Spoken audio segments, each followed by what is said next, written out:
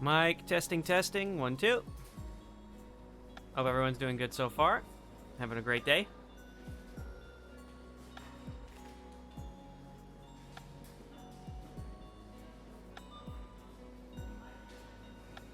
Hey Gizmo. Hope you're doing good.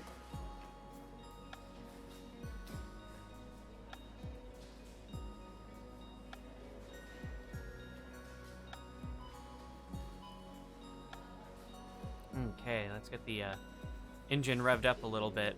You'll have to excuse me. The setup's a little bit scuffed right now. I'm doing some renovations as far as graphics and whatnot. So as you can see, I've pretty much just shoved my logo here into a little black box. Apollo here reporting from aisle 9, where all of the Karens are on the hunt, trying to see if they can find someone who definitely does not work here. I walked into Walmart wearing blue, which is the worst decision you could probably ever make. I'm sure that someone's going to be asking me where to find the canned corn any moment now. Yep, Target with red, Best Buy with blue. It's like, no, sorry, don't work here.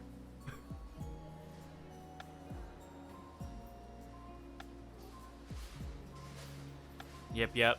Yeah, don't wear a blue top with black pants at Best Buy. That's gonna be a big yikes from me. Yeah. Now I need to pick up Zomboid. That game looks fun. I could totally see myself just kind of vegging out playing that game.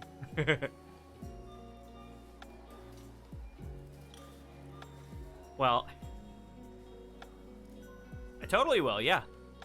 No, but yeah, since I just kind of threw this together on a whim, I'm just going to be chatting with anyone who wants to chat with me, but I'm going to be spending my time here in the supermarket. I found the supermarket on YouTube. Believe it or not, they have ASMR ambient sounds from the supermarket for like studying and stuff. And I'm like, you know what? What better place to relax and study than the middle of Walmart, right? It is the most relaxing, peaceful, not at all crazy place you could possibly go to. Nightmare ASMR. Yeah, anyone who's worked grocery store retail is like, oh my god, the flashbacks. But yeah, I just figured it would be a good place to set the theme, since my story narration for now, until someone suggests something else, is going to be based off of Reddit's r/Idontworkherelady, where you didn't think you worked here, no one reasonable would think that you worked here, but that iconic haircut definitely thinks you work here and is upset that you are not catering to their whims. I did say crazy, yes. How's it going, man? Yeah, not all the stories are like bad. Some of them are just really short and funny, and I'll probably dive into the comments a little bit too, because there's usually some good content in there. But I just figured I'd throw something together just kind of off the cuff and see if people enjoyed a little bit of just narration and chill time. And if you feel like my low volume background music is overpowering either my voice or the grocery store ASMR, just let me know at any time. I'm not a professional. I would say that my streams are quite scuffed. So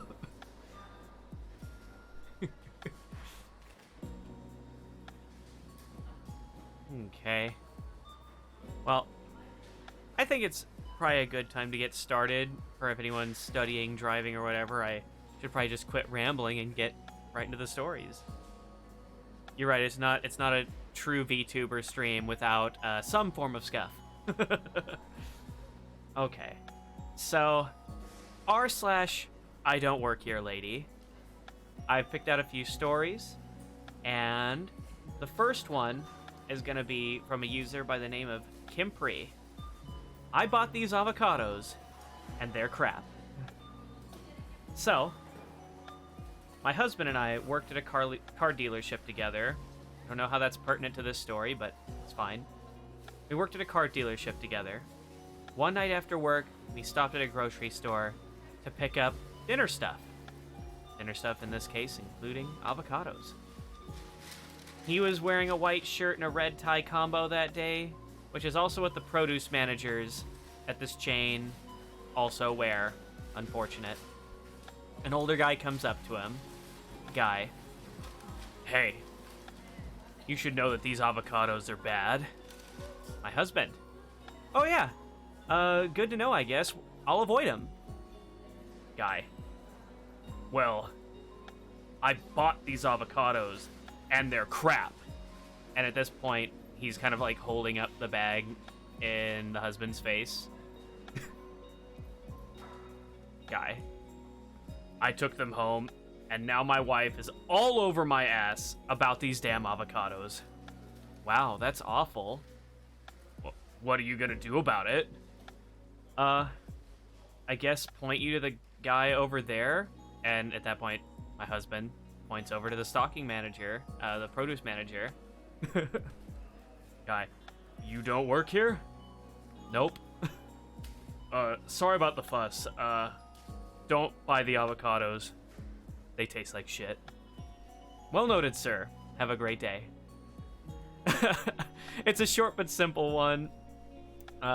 Apparently it's been their inside joke for 16 years, and it was good advice to not get the avocados. Down in the comments, one thing that I noted, and this is probably going to be true for all fruit, is usually supermarkets are going to be bringing in fruit before they're fully ripe. They'll kind of ripen more on the way. Like vegetables, you can kind of grab them, ship them whenever, but fruits tend to be brought in pre-ripe. You rarely get them as perfect in like a supermarket kind of setting, but you can get fresher produce from like a farmer's market. So if you have one of those nearby and you like fruit, you'll get farmer's market fruit and you'll be happy for it.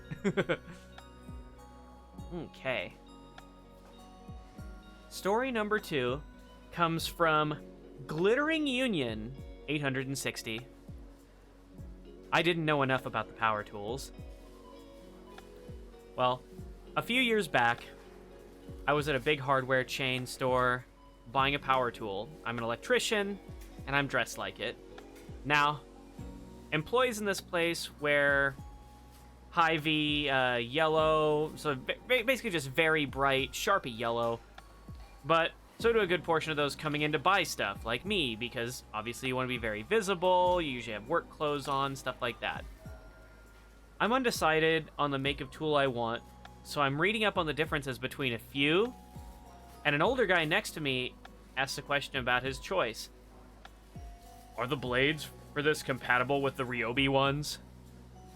I don't know. What does the packaging say? It should have a list of blade codes that it uses. What code am I looking for? No idea, mate. And then I kind of go back to browsing. That's not good enough. At this point, he was seeming kind of mad, but I was just kind of trying to ignore him as much as possible. Yeah, sorry, I guess I failed you, man. Well, why don't you find out? I look up at him, and I'm just kind of mad at this point. I want to focus on what I'm doing. Well, why don't you find out? Just piss off. Find it yourself. The guy literally throws the tool back onto the shelf and storms out. And then I find what tool I'm looking for, but before I'm able to leave, this dude comes back, and I hear him talking with someone. Turns out it was the manager. Yeah, he doesn't work here. That's a customer. So that guy just looks all defeated. Just one of those awkward situations. I I'd feel bad, he says, but the staff in all these places aren't paid enough to deal with all these customers trying to get him in trouble in the first place. And it's like, come on. You could at least ask me if I work here first.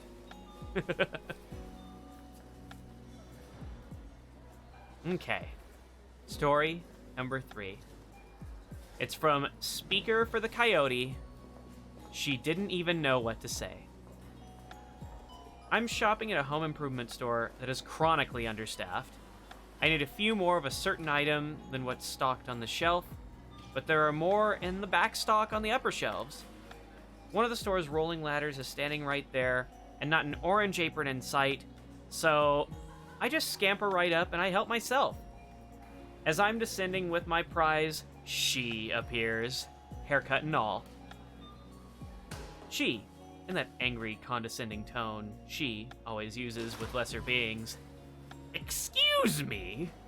Can I get some help? Me. Oh, I don't work here. Yes, you do. I just saw you up on that ladder. Yeah, just getting what I needed for myself. You'll need to find a store employee to help you. Good luck with that. I demand you help me! Me, feeling a little childish and having some old retail trauma workout. Don't wanna! And I stomp my whittle foot like a toddler because 2 can play at this game. What? Are you refusing to help me? Yup, because I don't work here, so I don't gotta. And anyway, you didn't say please. Well, you're rude. Yeah, and mean, and ugly too. Wait, what? Also, I'm lazy, and have questionable hygiene, unpopular political views, weak moral fiber, and I don't love Jesus, apparently. That's what they say they said. Well, I never! Well, maybe you shoulda. And then I strut away with my prize, and just kind of leave her to stand there and wallow in her own misery.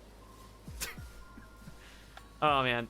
Some of these stories are always a little bit over the top. You know that people are going to embellish when it is just a written story, like if it even happened at all. But there's still some funniness to it. And it's like, I know I've literally personally dealt with some people who are like that, so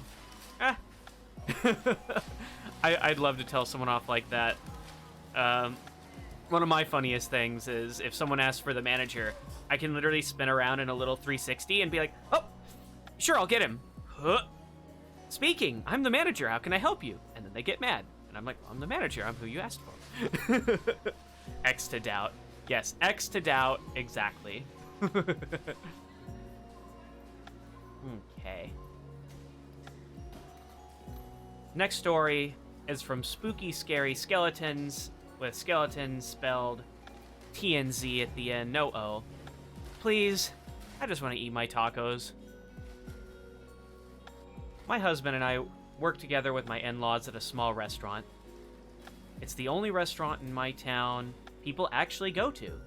The food is very good, so it's not uncommon for me to walk there on my days off and get a bite of something and visit my husband and the in-laws. The other day, I want to say a Wednesday maybe, I had my husband pick me up and take me to work, and then to also grab a bite to eat so I wouldn't be alone.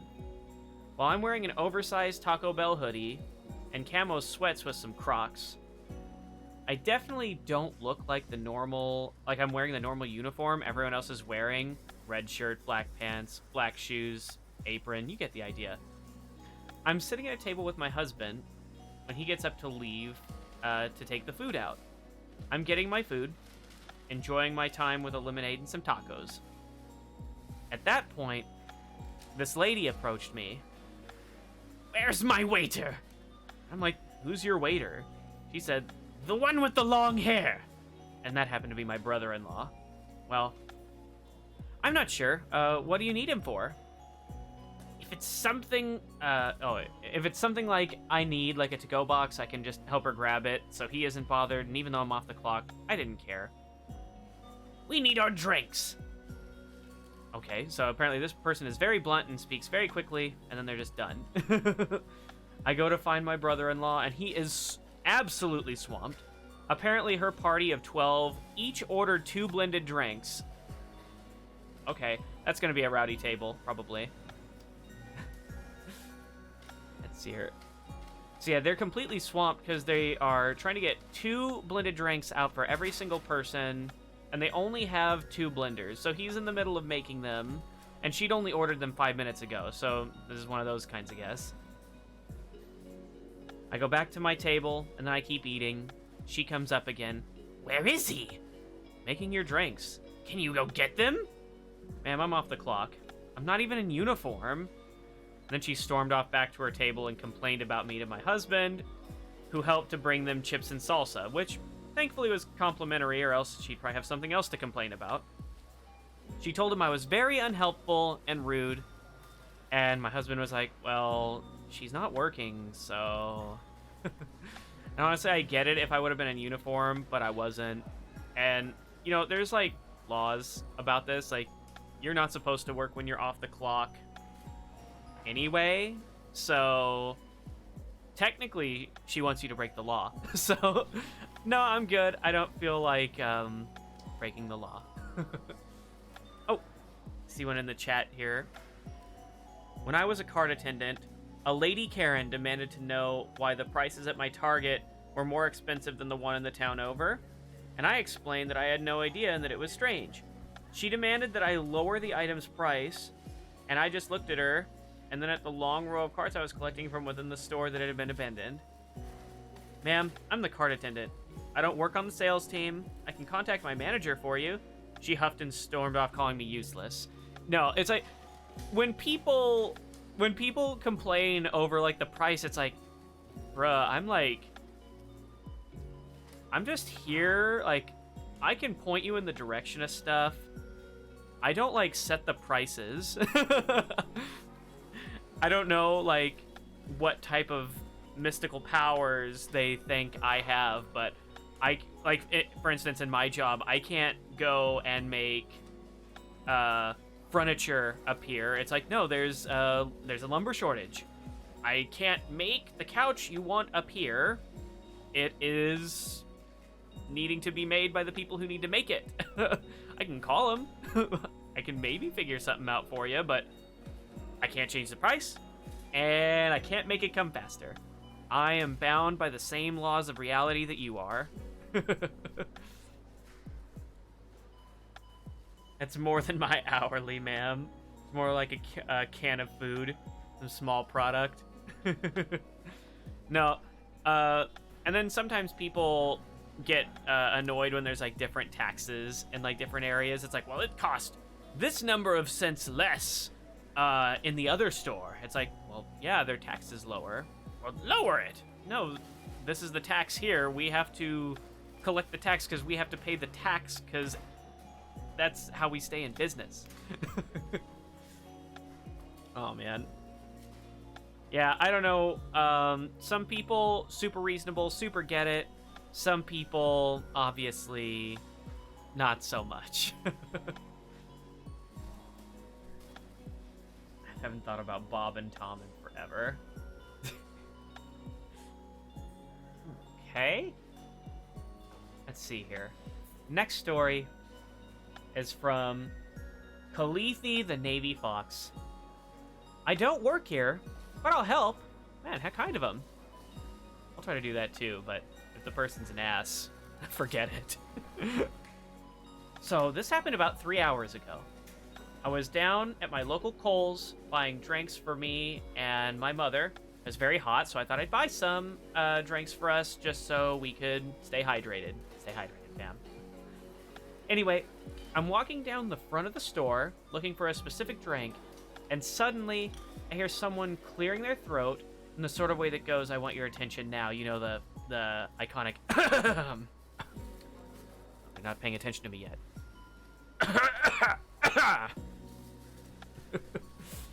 So, I turned around to the source of this obnoxious cough to see a middle-aged woman looking at me as if I was the scum of the earth. I proceeded to ask her, may I help you, ma'am? To which she starts yelling at me to help her find some ice creams for her young child. I'd say he was 5 to 7. And it was my job to help her. And some other bullshit about if they were hiring me, then they better teach me to treat customers with more respect. And then it clicked. She thought I was a trainee. The actual trainee on shift was wearing a black shirt, so it was understandable to a degree. At this point, I realized that she hadn't seen my full shirt, a HP Hufflepuff shirt. But her child had and was trying to get his mother's attention to see my shirt, but it was no luck. Once she started, there's no stopping it. 10 or so minutes go by until I finally turn around, and by the look on her face, you'd think a truck had hit her. She started apologizing endlessly, to which I just listened to until she stopped. I thought to myself, I had the option of A, just rejecting her apologies, or B, helping her. I know that it would make more sense to reject her apologies and leave, but I chose to help her.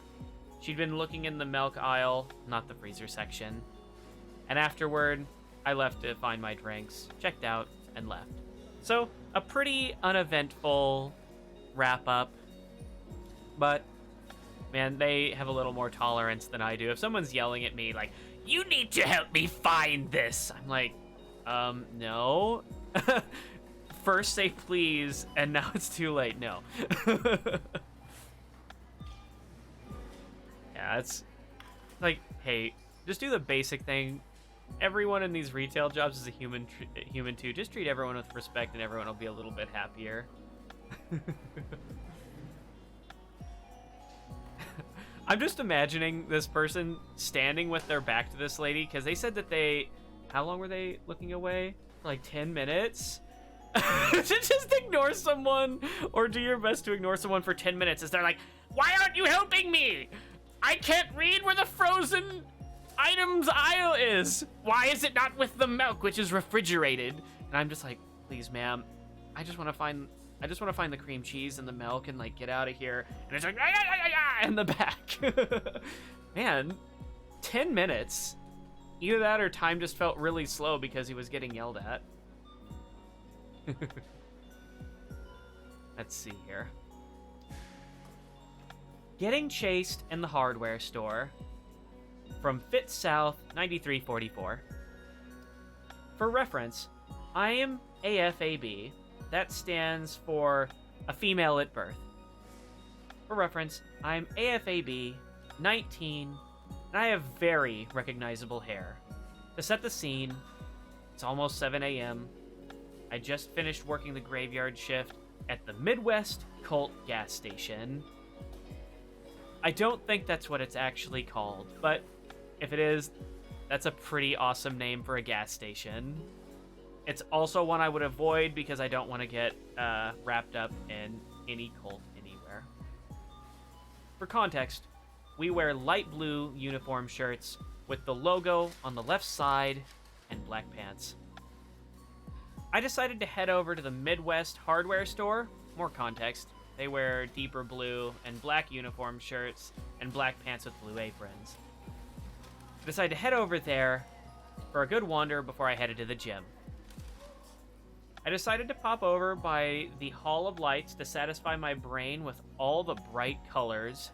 I imagine this is kind of like the Philips Hue section at like a Best Buy. As I'm heading back towards the main aisle, I'm stopped at the end of the aisle I was walking down.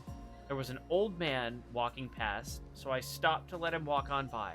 And he himself had stopped. Hey, where is this thing that I'm looking for? They had forgotten. The writer had forgotten, so I'm just filling space. Sorry, I work at the Midwest Cult gas station, I replied as I tried to speed away. I really don't like confrontation, and I didn't want to experience any of the possible results that could come of dealing with this person who's already very frustrated, it sounds. Infinite possibilities of entitled people rushed through my brain, and I wanted to be away from that man. What happened next was something I wish I had never experienced. It was terrifying. The old man decided to follow me. As I rush away, going down random aisles and whatnot, I spy a larger aisle full of staff, which I go down, hoping that he would ask an actual staff member instead of continuing to chase me. I run down... I'm just imagining just running through this store now. I run down towards large kitchen appliances and past the electronics, and then race around to their small grocery section. This old man, hot on my heels. I make eye contact with a worker stocking the shelves. She saw me, and then glanced at the old guy, and then jogs away towards the back area where they keep all the ladders at the Midwest hardware store behind the... wait, what? That is not written correctly. I didn't proofread this. Jogs away towards the back area where they keep all the ladders, are hidden behind the paint section. I'd finally lost him. At this point in time, I'm having a panic attack and remove my face mask to catch my breath while keeping an eye out for the old man. I was shaking and texting my friends frantically with what had just happened. Now, looking back on the situation which happened yesterday, I think the old guy may have not heard me properly, but I was literally panicking, so logic was not on my brain. This is one of the scariest situations I've ever had, and getting out of the store was so tense. Every old guy I saw made my heart rate go up. Most of the older guys I saw were workers, which was great, but I got out of there after buying something random. I would have felt bad if I didn't buy anything. But yeah, one of the worst experiences in the Midwest hardware store. I mean, it's really hard to figure out, like, how intense this was. Like, I know that if you deal with anxiety or just certain things, like being not great with confrontation, can make you kind of break down a little bit. I'm wondering how intense this chase was. Like, is this person just like power walking right after him, just like, you get back here and you help me? Or like, I don't know, like if it was like I guess if some random person was following me in the store and they were like yelling at me, I would feel pretty uncomfortable too. I don't know if I'd break down, but I wouldn't like it. Funny similar story, kind of creepy, but this is where we are. Basically, when there was one time I was at a mall, and I was in a different state from the one I live in. I was on vacation, and I was still a small Apollo at the time. Like, we're talking like 12 or younger, so I'm still short. And as I'm walking around, I start to pick up in my ear this clip-clop sound. Like, you know, the sound that very, like, hard bottom shoes will make on the tile floors at malls or in, like, the Nordstrom or Macy's or whatever. And I believe this was at a Nordstrom's. I just keep hearing this clip-clop, clip-clop, and I'd stop walking, and then eventually, like, it would kind of stop when I would stop. And after a while, I eventually turn around and I see this older gentleman with like gray hair, very tall. He's not like super close to me, but he's like close enough for it to be like uncomfortable. And he just gives me this really creepy wide-eyed stare. He's like, And then I like look down, and this dude, no judgment in advance, this 50-plus-year-old dude who I audibly imagine had been following me around for a while, is just in like high heels. Like, he'd just imagine Steve Jobs but in high heels, and just giving you this creepy creeper look. And I was like, okay, buddy. And then I started walking faster. I'm like, okay, hey, fam, where are you at? And I just keep hearing the clip clop for a while, and eventually it got like quieter and went away. But I think that guy was following me around for a little while, and he was a creeper. That made me kind of nervous. So it wasn't like immediately pressuring, but just like the sense that you're being followed by creepy high heels guy. Like, no judgment about the high heels, but why are you following me, man? I'm like 12. Let's see. Probably like those low intensity horror scenes where the chaser is always just on the edge of your vision, or just on the edge of your hearing in my case. Yeah. It's like, just play the Jaws music. Duh. Oh man.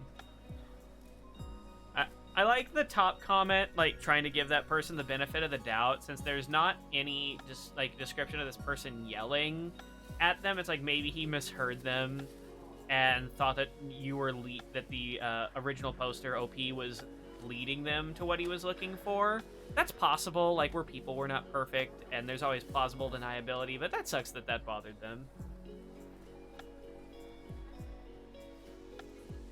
Okay.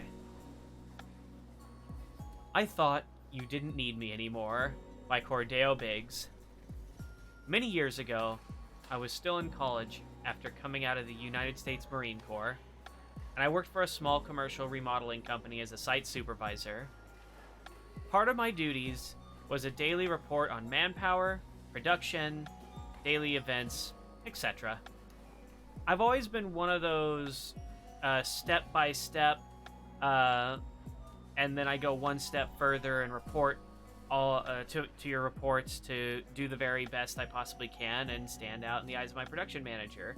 And according to him, I didn't need to be so detailed. He was even telling me to tone it back a little bit. Just the nuts and bolts, not the whole assembly, he'd say. Well, I kept a detailed log, and in it, I kept a description of every call, email, conversation, and change order, right down to material, hours, and manpower. In short, I have the receipts. This was more for my reference than it was to document for my job. I used my own laptop on my projects, and everything in it belonged to me, not the company. Throughout this project, there were many change orders that added around $90,000 to the project. Change orders were presented to and signed by the client and turned in. We still finished on time with the original schedule. I forgot to mention that this was an educational facility and all work had to be performed from 6 p.m. to 4 a.m. So there was zero office support because everyone else was at home sleeping for most of it. So I was honestly on my own, and this caused a rift between myself and the incompetent project manager. I've never been quiet about my grievances. Okay, so apparently he does not get on long with his project manager. Probably one of those not very involved middle management types. At the end of this project, I was told that I wouldn't be needed any longer, given my final paycheck, and sent on my way. Roughly 3 months later, I get a call from the project manager asking if I had notes or more documentation on the change orders from that project, and I confirmed that I did. He asked me if I could find time to sit in a meeting with him, the owner of the company, and members of the board of regents to verify the change orders because they were balking at the added charges. He offered my previous pay scale of about $27 an hour to do this, to which I balked at and countered with double, including my drive time to and from plus gas. He balked. He proceeded to scream into the phone, and I hung up. He called back and began screaming again, and I simply said triple and hung up. He called back again and told me that he knew who I was working for and would make sure that he got me fired. I was doing piecework framing and drywall on my own. I worked for me. LSS, the owner, called and talked to me. We agreed on a fair price and that the project manager wouldn't be involved whatsoever with the meeting. I didn't want to see him or hear from him again. The LSS agreed, told me the date of the meeting, and agreed to send over a contract, but never did. I didn't answer any of the many calls that came in on the day of the meeting. I still don't know if they worked it out, but I do know that that project manager left shortly after, and the owner is a superintendent for one of our competitors now. Well, I mean, that sounds like it didn't work out for them. And this doesn't even come off so much as an I don't work here lady story. This seems to be more like a mild revenge story. It's not even necessarily pro-revenge. It's like they set anything up, but they definitely didn't work there anymore. I would just hold that information from them out of spite. Oh, and then down in the comments we have Redditorial Comment. That's a very apt name for this user. I had a similar situation. Myself and another worker, we had something like 60 years of experience between us, were fired as we were no longer needed as our industrial photo lab was transitioning to digital. They failed to consider that while we were no longer doing film, our new printers still printed on old style silver-based photo paper. About 4 months after I'm at my new job, I get a call from one of the lab managers, a new guy, and I get asked if I would come down to tell them what's wrong with the paper processor. I'm still kind of pissed, so I say that I'll look and recommend for a flat consulting fee of $150. It takes a couple of days, but they call and agree. So I toddle on down there and look. The printers are washed out looking and have no black. The temperature, the chemical is right, so I tell them the developer is contaminated and they'll have to dump it all and make a new batch. Now, this is not a trivial operation, as the tank holds about 150 gallons of developer, so they need to mix 3 mixes to refill the tank, and then add the water and calculate exactly how much starter they need. While the new lab tech who replaced me is dumping and cleaning the processor tanks, I notice the stuff the other lab tech, who they also hired to replace me, is mixing, and it's dark and oxidized, looking like it should be of an amber color. So I do something lab techs do. I looked at the chemical's expiration date. Ah, dang it. Ah, shucks. This stuff has been expired for 2 years. The boss did some cost cutting, again, and the warehouse sent, dumped, cheap expired developer on them. At this point, I told the new guy to order it from Kodak, not some guy. It made me happier when I left after 20 minutes with my $150. You know what? Half the time when all of these cheap companies or cheap managers cut costs to save money, there's always these unexpected consequences that end up costing people more money. All the time. Like, they don't maintain things, and then they break down, and then you spend a whole lot more money to fix them. Or in this case, all of the supplies that you need to do your job are out of date or contaminated, and now you're running behind schedule and probably losing out on a bunch of money that you'd be able to just make if you paid people and maintained stuff. It's a tough concept to grasp, I know. But hopefully there's a lesson to be learned in there for them. Well, a guy mistook me for staff, but it left me with a happy memory by Brappy. This happened about 15 years ago, but I still think about it often, and it makes me smile. I was casually browsing the aisles of a local auto parts store while on my day off. I was working in hospo at the time, so I had a day off in the middle of the week. I happened to be wearing a red polo shirt. The uniform of the staff was also a red polo shirt with a small logo in the pocket, so not the best clothing decision on my part. A guy approached me and asked me if I could tell him where the floor jacks were. I'd just been looking at the jacks a moment before, so I told him which aisle they were in, and that they should be about halfway along on the bottom shelf, and then I continued shopping. As I was approaching the counter, I saw the same guy leaving with his new floor jack. By this point, I thought I might as well just roll with it, so I said, "Thanks, mate. Enjoy the rest of your day." He said thanks and left the store. The whole interaction made my day, and still gives me a smile with a laugh now. You know, that's like one of those little simple ones. It doesn't have to be anything crazy. No one has to be mad. It's just like, hey, yeah, I know where this thing was. I can point it this direction. So it's like, it's harmless and innocent that he thought that you might work there or might know. And it just so happened that you did. So it all worked out and everyone came away happy from it. So that's one of those simple, nice ones. Oh man, this one's good. Homophobia Doesn't Pay the Bills by Old Zoomy 2020. Decades ago, I was fresh out of the military and fresh out of the closet. I had landed a great first job as a software developer with a very small company. Nobody knew about my private life at work because it's private. Why should they know? The office admin developed a crush on me, and I told her that I was gay and that I had a boyfriend.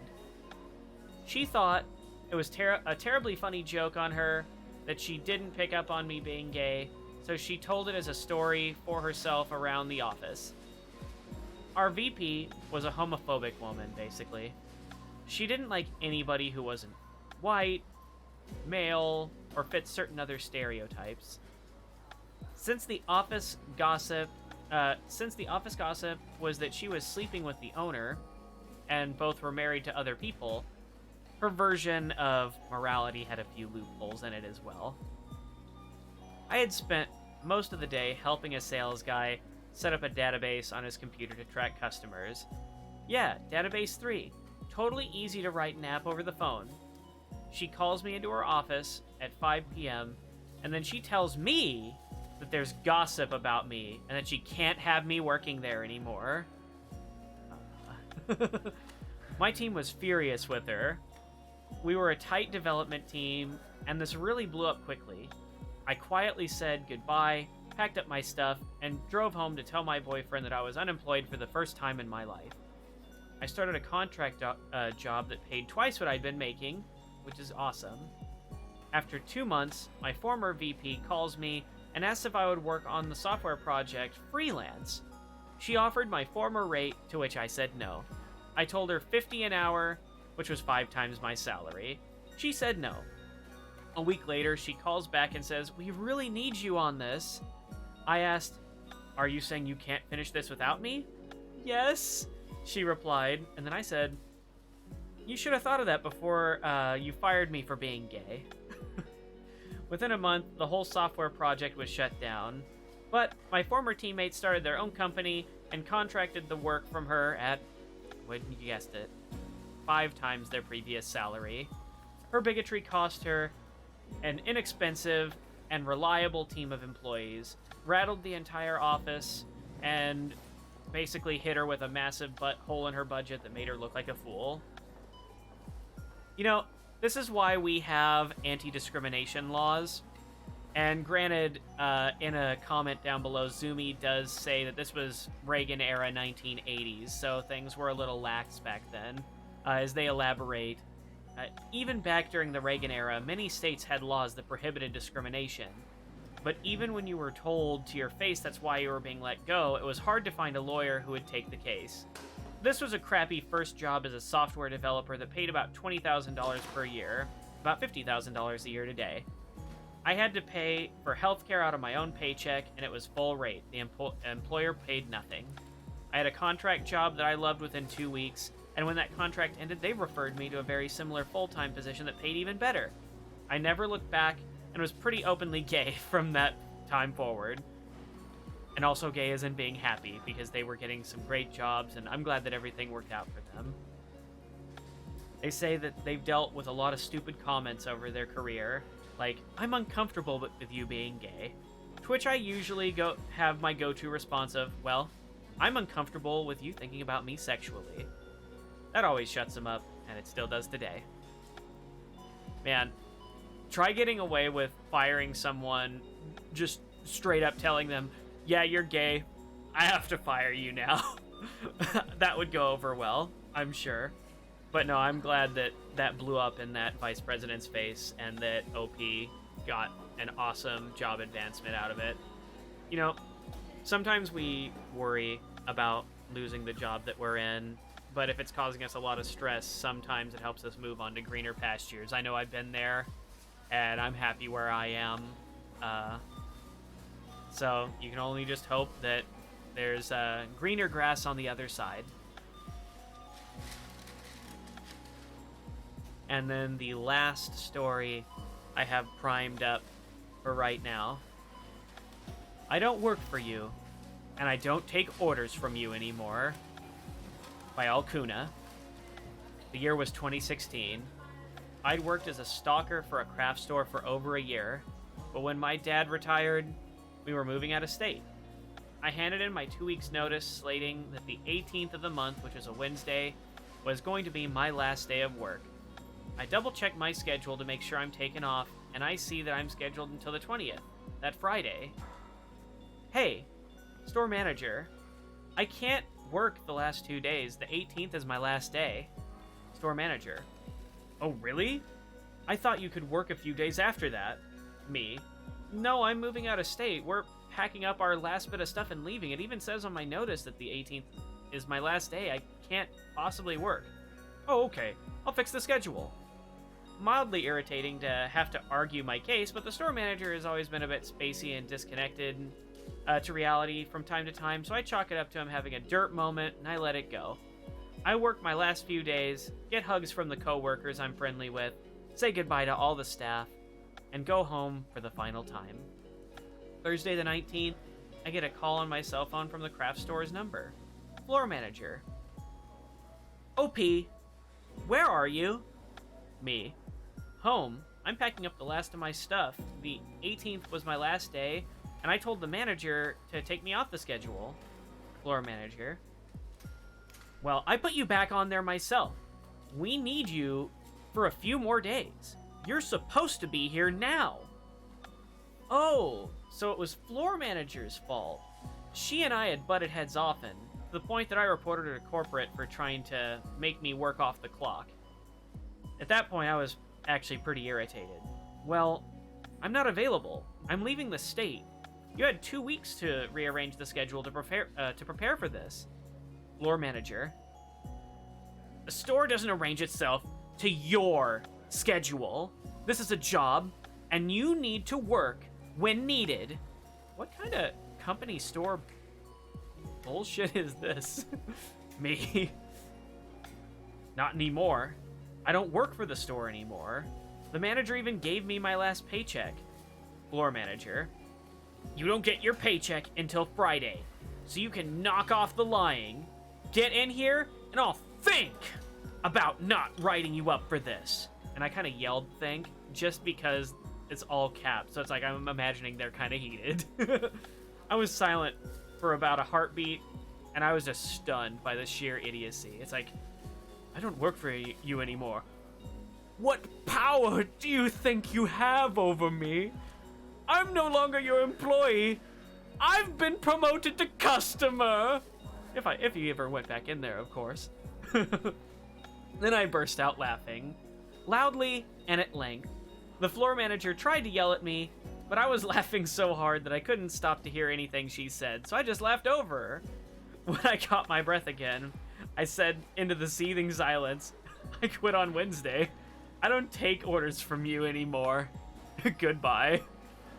I hung up on her and let the further calls go straight to voicemail. Oh, man. You know, I don't know, like, what manager thinks they still can control their employees when they, have effectively already stopped working. They've left the company.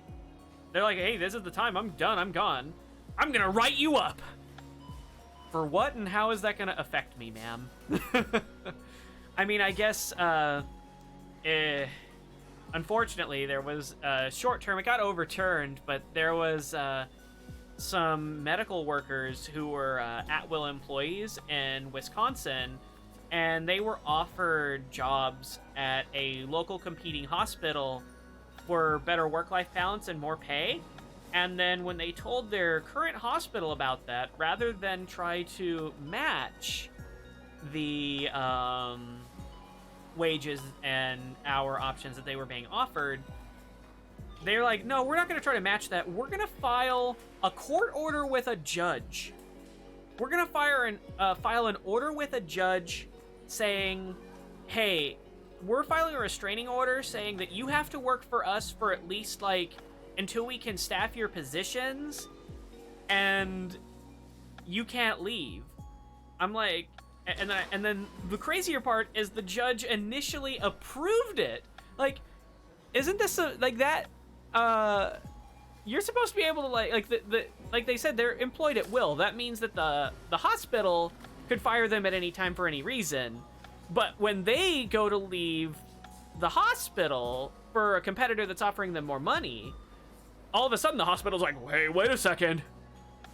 No, you have to work for me until I'm prepared. Like, I don't have to be prepared for, I don't have to, like, make, let you know anything. I can fire you whenever, but if you want to leave whenever you want, not in this hospital. I still can't believe that got upheld at all by that judge, but apparently it got overturned and they got to go accept those jobs at the new place. So it ended good. in the end, and apparently they only had to wait like a couple days before another judge was like, what the hell is this, and like throw it out. Oh man. Well, that's pretty much what I'd planned for my I Don't Work Here Lady stories. I was considering doing some more funny readings like this from time to time, just short hour to 2 hour blocks to give someone something to chill to. I was also thinking about doing some scary story narrations from time to time. There's always plenty of great content in Let's Not Meet and Mandela Effect and stuff like that, and it would help me as a speaker too, because I can catch myself a little bit better, get more used to speaking for longer periods of time in this kind of setting, and if it's something that everyone enjoys to one extent or another, then that makes me happy too. The Mandela Effect gets in your head. Show thighs. Show thighs. Well, I mean, you already asked for thighs before. There's not much to see here. These are some baggy pants, dog. There ain't no thigh squish or anything.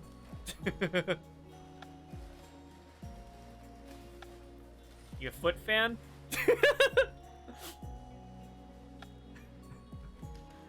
Oh, man. How's it going, Junks?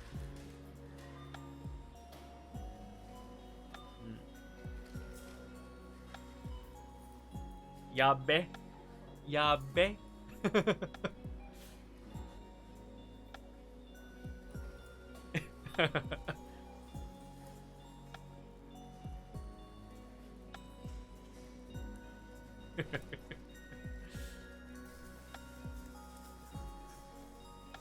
Oh man.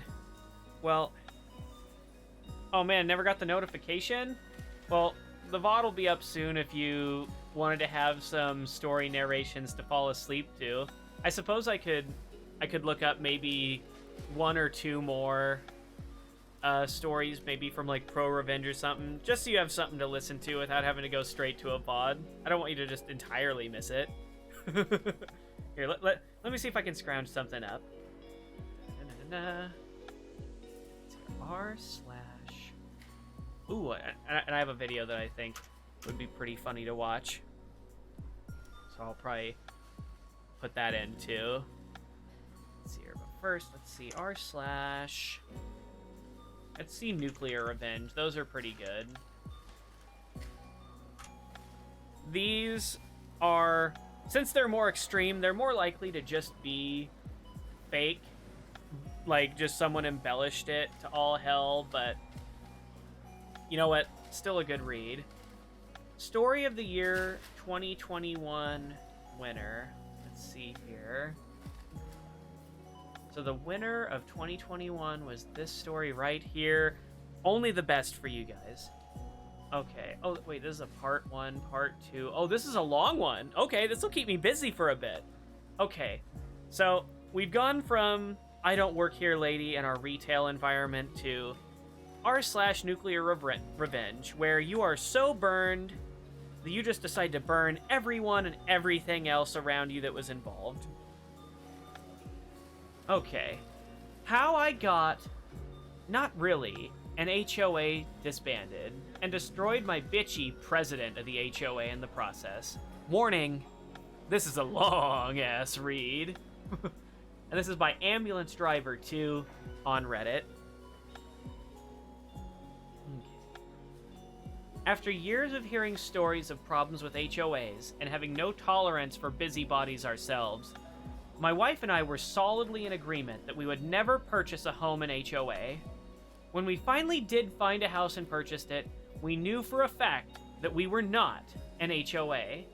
When we finally... Oh yeah, I'm literally already looping back. About a week after we moved in, there was a knock on the door. One of the neighbors came up behind us announcing that she was president of the HOA and she was welcoming us to the neighborhood. Seems civil enough, but we knew we weren't an HOA. Like, asked what HOA?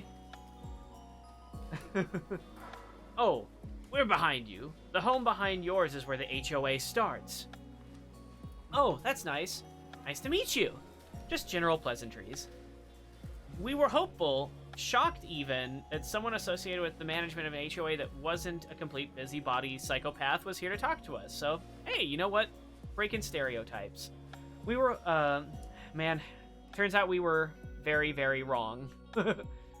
The way our lot was, there was a sliver of green space between our property line and the sidewalk.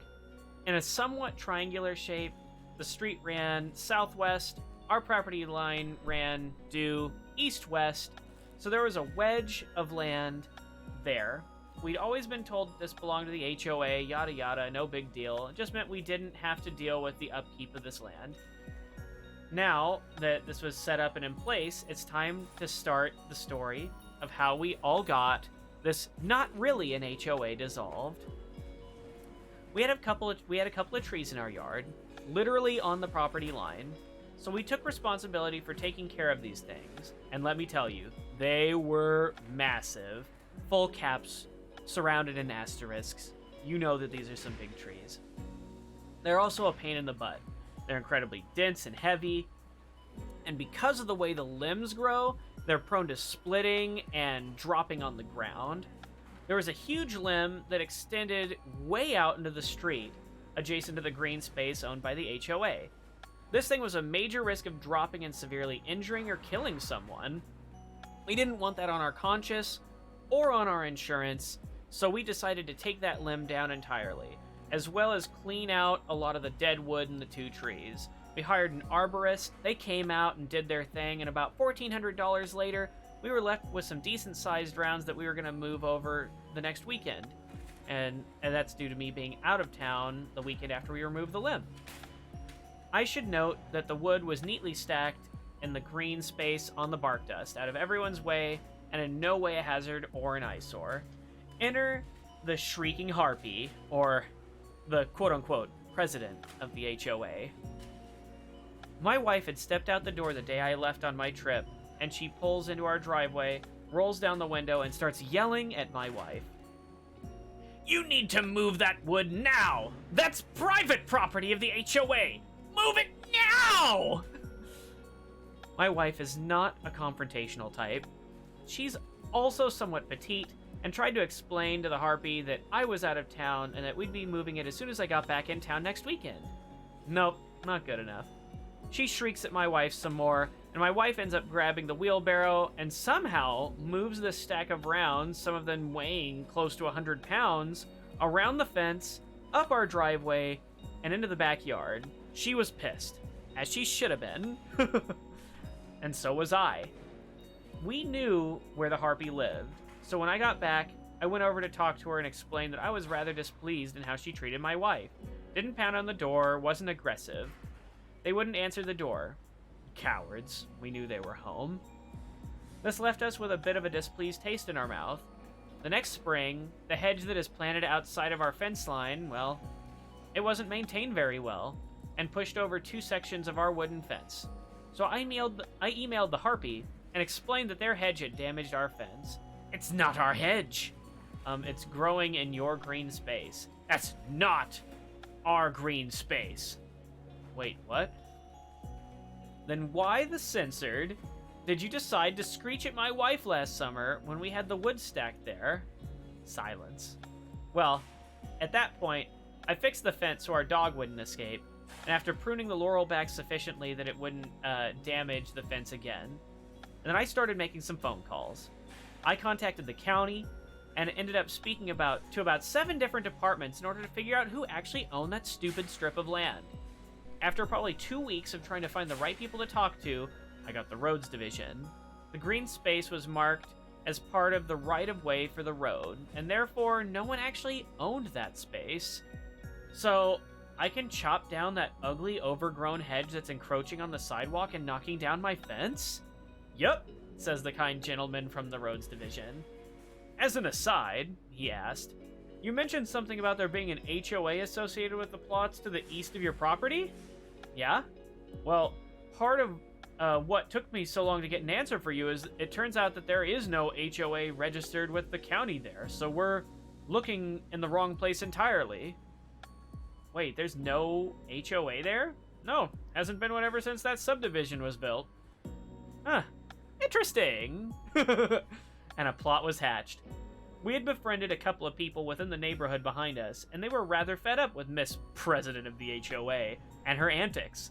She was the typical busybody, bullying anybody she didn't like, and apparently for the last 10 years or so, she had been collecting HOA dues, in quotes, from everyone in the neighborhood to the tune of $300 a year. There were 36 homes in the HOA, so right around $100,000 in dues. Oh man. For a non-existent HOA with no real maintenance, that's a lot of money to be bringing in. They hosted an annual block party, potluck style. They pulled weeds from the green space on a volunteer basis. So what I did is that I did what any red-blooded American would do. I got 36 envelopes, 36 stamps, and I printed off 36 copies of a letter with my findings from the county that there was not now or ever in the recorded history of the subdivision an HOA, a neighborhood association, or any similar organization, and that they collectively had paid in excess of $100,000 in dues over that time to a non-existent entity, plus any fines the non-existent HOA had decided to levy. The neighbors, in turn, did exactly what any red-blooded American would do. They sued the hell out of her for every penny they'd paid over the last 10 years! And then they won! Because of course they did! There's no longer an HOA behind us. I forgot to mention this. This isn't an edit. I forgot to mention this. In all the digging into this mess, we learned she's a real estate agent. I figure I'll wait until she pisses me off again and report this whole mess to the state's real estate licensing board. Evil grin. Edit to the edit. As others have pointed out, this needs to be reported to the licensing board. We'll look into that. Edit to the edit to the edit. I have sent an initial email to my state's real estate licensing board and will post any updates as things develop. I did look her up in the licensing system, and apparently she's licensed as a principal broker for her agency. This could get interesting. Ooh, spicy. And another edit. Man, so many edits. This should be interesting. Her license is up for renewal at the end of the month. This should put one hell of a speed bump in the process. Oh man, you're about to destroy this lady. Regarding the criminal charges, since I wasn't a victim of the fraud, it's not something I can pursue. However, I spoke with a friend who was one of the victims, and he and his wife are talking to other people they trust about coming together and seeking criminal charges. Oh man, a class action lawsuit by all your neighbors. That's just so wholesome. Man, we're bringing down the neighborhood Grinch here. Oh, stay hydrated. Yes, I have a cup of soda right here. I'll take a sip before part 2. Okay, so we're now into part 2. We have fake HOA lady who's been sued for excess of $100,000 that she scammed out of her neighborhood peers for setting up a fake HOA and bullying them into paying her over a stupid little strip of land that if she would have just left it alone and not yelled at this person's wife about wood in a spot that was not that spot, none of this probably happens. This is some big time karma. Okay, part 2. Today, my wife and I had dinner with our friends who are among the victims of this psycho, and I learned a lot. Probably, more like definitely, more than I should have. I learned a lot about the lawsuit that was filed when I sent out the letters revealing that there was no HOA. There was, in fact, a settlement to make the lawsuit go away. I will say this, the Harpy got a good lawyer. A really good lawyer. One of the terms of the settlement was that the total amount remain undisclosed, but our friends confirmed that they were made whole. Another part of the settlement was a pretty stringent non-disclosure agreement. I'm gonna have to start pretty far back in this mess, because it explains a lot about how this all went down. The subdivision that the Harpy lives in was built back in 2000, and it turns out at the time that the subdivision was built, she was the first one to buy in this brand new neighborhood. The developer had actually planned to set up an HOA the correct way, but because of delays in the construction and selling the homes, they never actually went through with setting up the HOA. Based on one of the comments below and a glance at the relevant state law, this is apparently bad information that was passed on to me. That didn't stop Miss Harpy, though. Not at all. So as soon as the next owners moved in, she reached out to them. Hi! Welcome to the neighborhood. We're setting up a neighborhood association. A voluntary HOA, if you will. And that way we can take care of the common areas and keep property values up. The usual excuses behind an HOA. Well, after the first 5 to 6 houses were bought and the owners moved in and agreed to this voluntary quote-unquote HOA, the pitch changed. It went from a neighborhood association just to a straight, hey, welcome to the neighborhood. I'm the president of the HOA. Nice to meet you. Most people went along with it. They figured they had missed something in the disclosures or in the listing or whatever. But this was a brand spanking new subdivision. And at the time, you couldn't find a brand new subdivision that didn't have an HOA. There were a few that people did in fact pay attention. When they did pay attention, they called her out on it. She would change her pitch back to, well, it's not really an HOA, it's more of a voluntary neighborhood association. But we do have some rules we've all agreed to, and that it turns out she wrote all on her own. And we do collect a small amount of money, about $25 a month. That's not unreasonable, is it? Just to keep the common areas and the rules, just to keep everyone's property values up. All of that came light during the depositions and testimony in this lawsuit. And she sold them on it.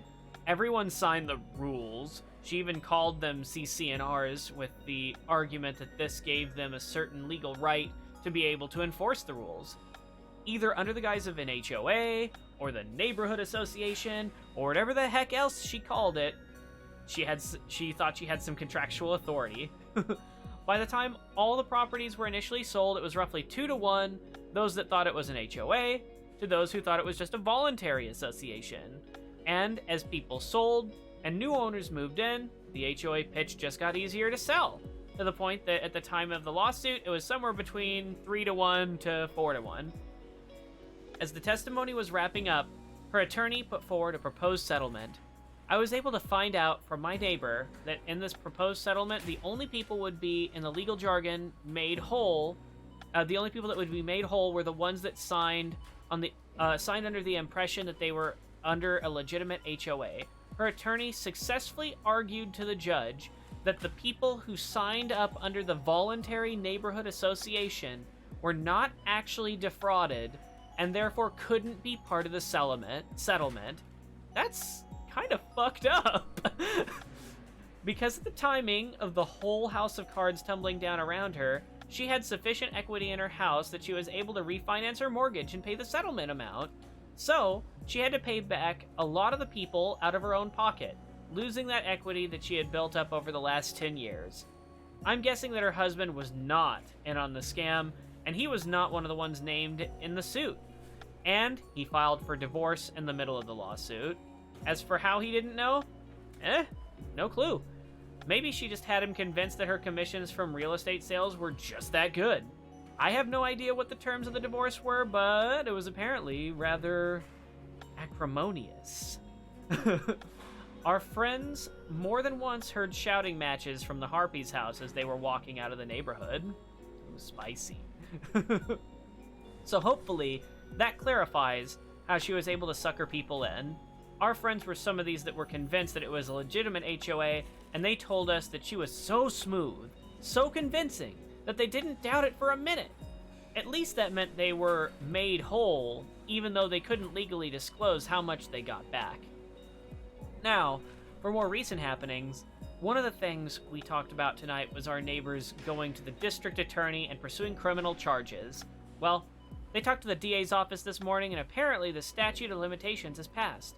For a crime like this, even though it would be a felony-level charge, the state limitations were only for 3 years for that type of crime. But I passed on to them the idea of reporting her to the IRS, since they were among those who lost money. I figure it's only fair that they get the reward if there is one. They both got a rather gleeful look at that idea, so that should be interesting. One of the reasons I said the Harpy had a good lawyer was that one of the terms of the non-disclosure agreement was that they signed on the settlement. They agreed to not report her to any professional board or licensing agency. So she obviously had concerns that something like this might, possibly, just maybe, perhaps a teensy-weensy little bit, have an impact on her license as a real estate agent. Too bad for her that I was not a part of that settlement. Because after my initial email to the real estate agency, I got a response back this morning, and after a couple more emails back and forth, I was interviewed over the phone by the head of the Professional Standards Division. They appeared to be very interested to hear what I had to say. I gave a recorded statement on the grounds that would remain confidential. I don't want her trying to make my life a living hell. And at dinner tonight, I learned that our friends have a pretty good friendship with several of the people that were not paid off in the settlement agreement, since they signed up under the Voluntary Neighborhood Association. The ones her lawyer insisted were not defrauded and therefore couldn't be part of the settlement, which means they're also not covered under that pesky little non-disclosure agreement. Before I started writing this update, I emailed the names and contact information for 3 of those owners who still live in the neighborhood to the head of the Professional Standards Division, because while I had to deal with her craziness and general pain in the assitude, I didn't actually lose any money. But actual victims of her scam, I imagine their testimony, it's probably gonna be a little more weighted. Oh man. Who knows? Maybe they can see the records of the lawsuit and the terms of the settlement since they are the state agency. That'd be interesting. That, kind Redditors, brings us to today. If I hear more updates, which hopefully I will through my friends, I will gladly share them here, and I'll happily answer any questions I can. And there's a part 3. How many parts are there to this? Oh, there's a short part 3, there's a part 4, major updates. Okay, so this is like just developing. So I'm gonna take a soda sip, and then we're gonna delve into part 3. What do you guys think happened to president of the HOA? It's like the crown of the false king. I am the crown of the false HOA president. I have power over you. Federal prison time. Oh god. I mean, I guess if they're overgoing the state, it would be federal felonies, yeah.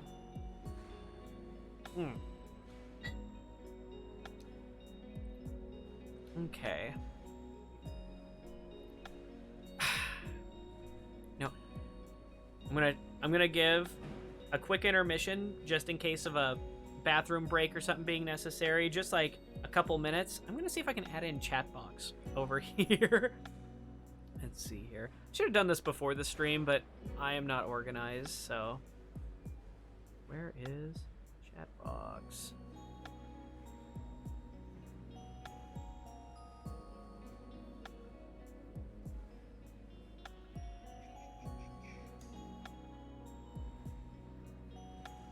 I might not worry about this right now, but I'll still give us a minute.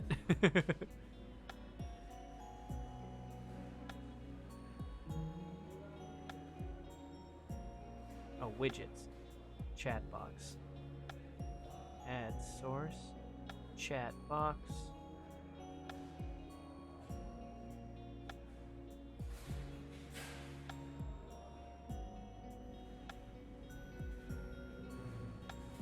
Okay, take it easy, Gizmo.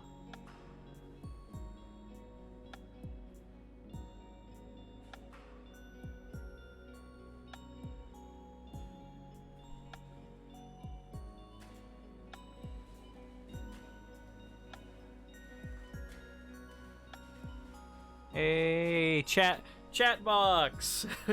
I'll have to when I actually have all my graphics and stuff set up, I'll be able to have like a nice kind of overlay area for it.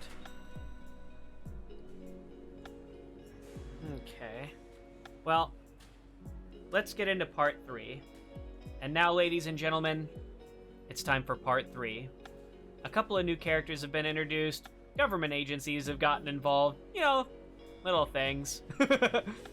My friend and neighbor texted me this afternoon saying, only call me. As soon as I was able to, I gave him a call, and he could barely stop chuckling. He caught me up a bit. After we talked the other evening, he'd started talking to some of the people in the neighborhood, and it turns out that Miss Harpy of the Not Really an HOA is apparently some kind of slow learner, because in the last 3 years or so, she hasn't tried to bilk anyone else out of their money. Some of the newer owners in the neighborhood were being told that there was still a neighborhood association, and she kept trying to enforce arbitrary rules on people, except everyone had heard about her antics and promptly told her to get bent. So, if anything, her nonsense has actually created a more cohesive neighborhood, and everyone is united in hating her. No, that's a positive thing. But that's not the reason he was chuckling. He was chuckling because he'd just gotten off the phone with an IRS agent. Now, normally that's not your expected reaction when speaking to anyone from the government with the word agent attached to their title in any way. But no, he was chuckling after he spent over an hour on the phone detailing everything he knew about her dealings as the president of the HOA, as well as providing contact info for quite a few others in the neighborhood who knew what had happened over the years. I really hope I get to hear more about what happens with the IRS. As if that wasn't good enough news, I popped over to the State Real Estate Licensing Board website. I've been checking it every day since I spoke to the head of the professional standards and saw this. There's an image. I don't know if I'm going to be able to pull it up. I had to redact the hell out of that, but I really want to try to keep this entertaining for you while you're here.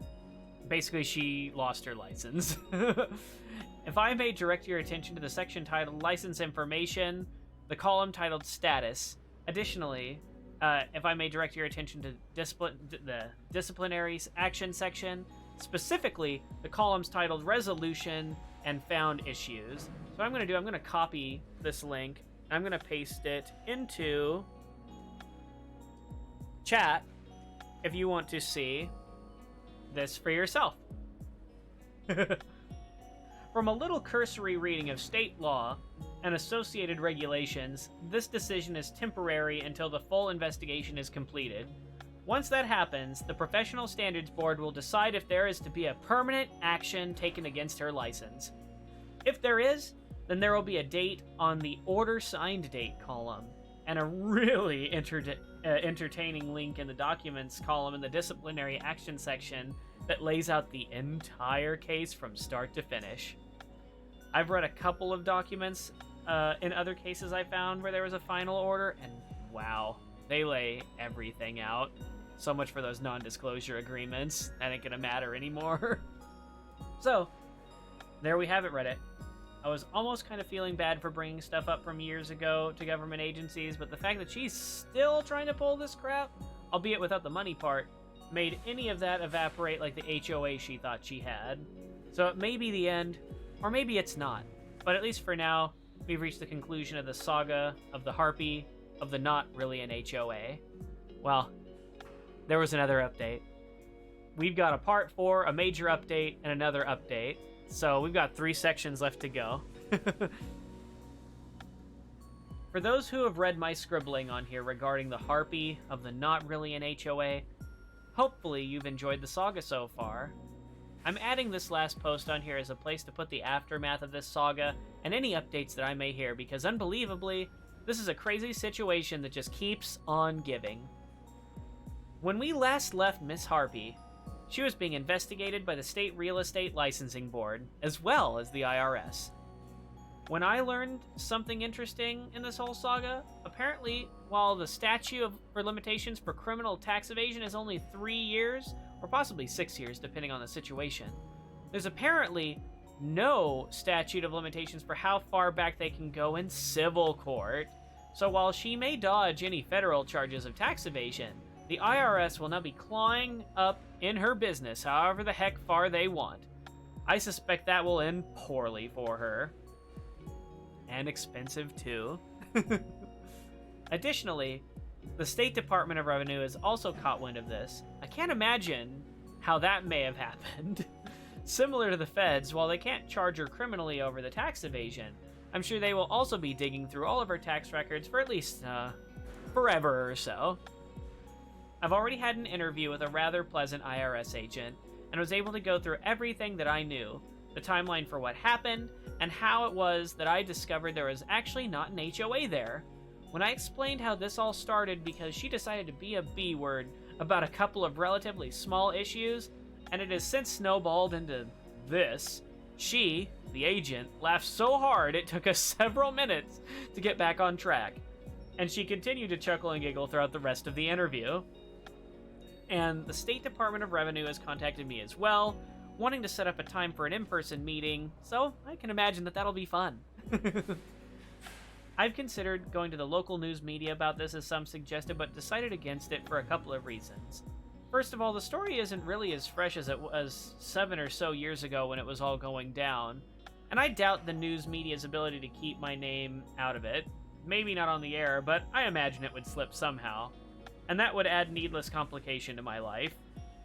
If she somehow avoids getting her real estate license revoked, maybe that will change the equation enough to where it might be worth letting the media know. Plus, it gives them a recent hook to tie the story into. Real estate agent Ford refuses to revoke license of crooked agent. News at 11. You get the gist. I don't have a screenshot of it, but on the state licensing board website, there's 3 new items in the disciplinary action section of her license, an additional proposed suspension sanction, and 2 proposed revocation sanctions.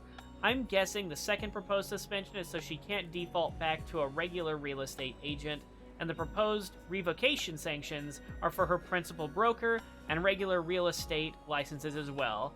So that will be interesting to see what happens once it's finalized. I imagine the process will not be quick. Once I get home tonight, and I have a chance to redact the relevant information from the screenshot, I'll post that as well. I've heard through my friend who lives in the subdivision that there have been several people contacted by the state real estate board as well, and also the State Department of Revenue and the IRS to set up interviews, and that some of those interviews have already been completed. And, just out of curiosity, I decided to check the website for a local branch of the national real estate company she works for, and lo and behold, she's no longer listed on there as either the principal broker or an agent. And someone else is listed as the principal broker. I'm going to take this development as a cautious agency, making sure they don't get caught up in any legal issues, but I think someone just learned their lesson. You're merely a cog in the machine, and you can easily be replaced. In a final bit of entertainment for this saga, I was shown several screenshots by my friend of a post in the subdivision's Facebook page that was quite, well, I guess entertaining would be a great word.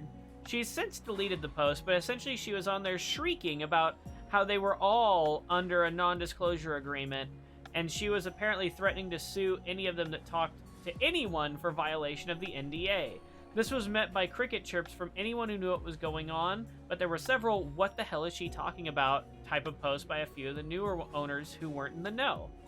But my favorite response was by someone who apparently is an attorney, based on how they phrase things, who wasn't here when the not an HOA was in effect. She's only lived in the neighborhood for about a year. Apparently caught a quick heads up from somebody. The short version of her post was that while she wasn't aware of the particulars of what was going on, she stated that NDAs don't cover someone answering questions from a regulatory or investigatory agency, either state or federal, as well as not covering any testimony being given under oath. And trying to bully someone into not speaking to such an agency means, by means of an NDA or otherwise, might even be considered witness tampering or intimidation. And a few hours later, the Harpies post and all associated replies mysteriously disappeared. But you know, Facebook will gladly hand over the whole conversation with a subpoena, and the IRS does not mess around with the possibility of witness tampering, so maybe she might end up facing criminal charges after all. Depends on how stupid she gets, I guess. If past performance is any indicator, she may very well get to spend some time in the Gray Bar Hotel. As far as any other updates, I'll let you know as soon as they come in, and then we have 2 last updates. Major update. See attached photo, which I'm going to link into the chat now. Oop. There you go. See attached photo. The state real estate agency has finalized their orders on her license. Folks, I wish I could share the text of the final orders associated with this action, but because it's public record, it's also searchable, and would all too easily reveal her identity and open the doors for headaches for me and my family. So I'll summarize. The first revocation is for fraud and dishonest conduct, and failure to disclose is of her principal broker license.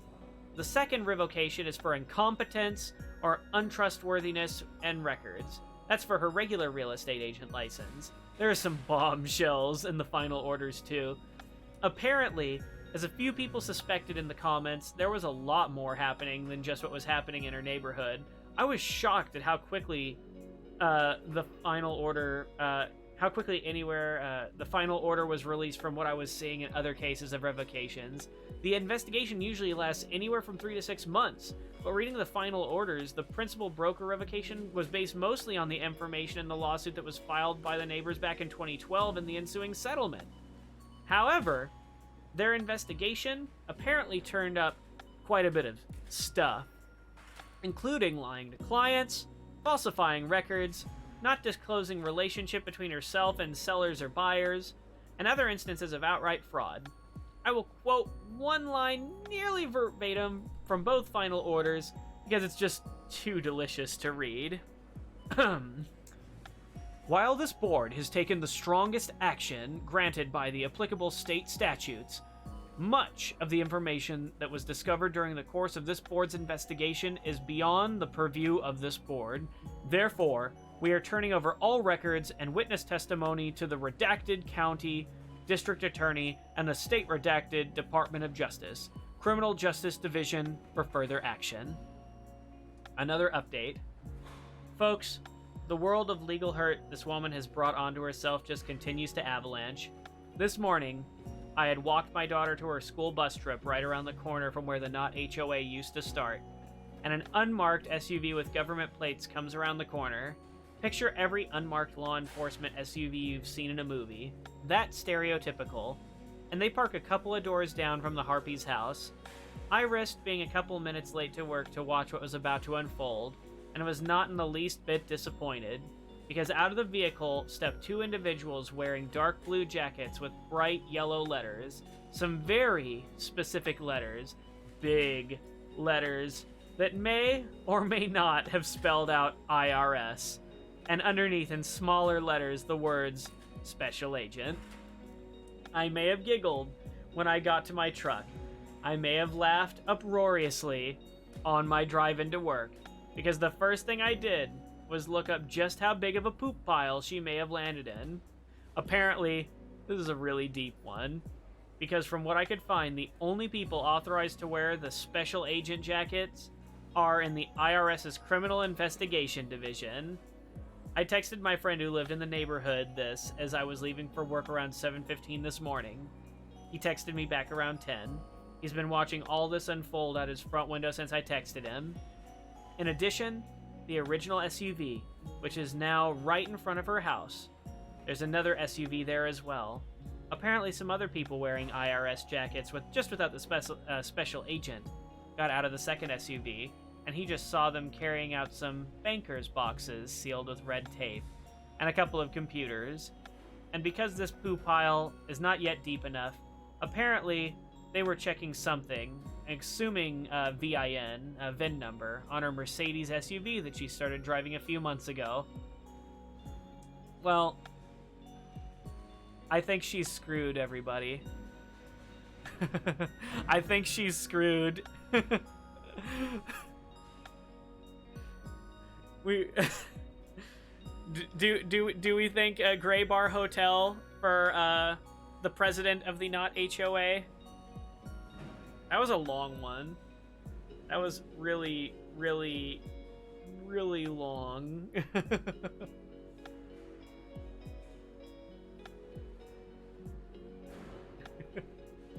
Oh my god.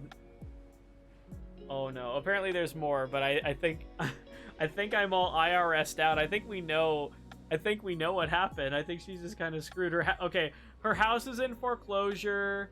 They don't know what's happening to her federally, but they don't see her anymore.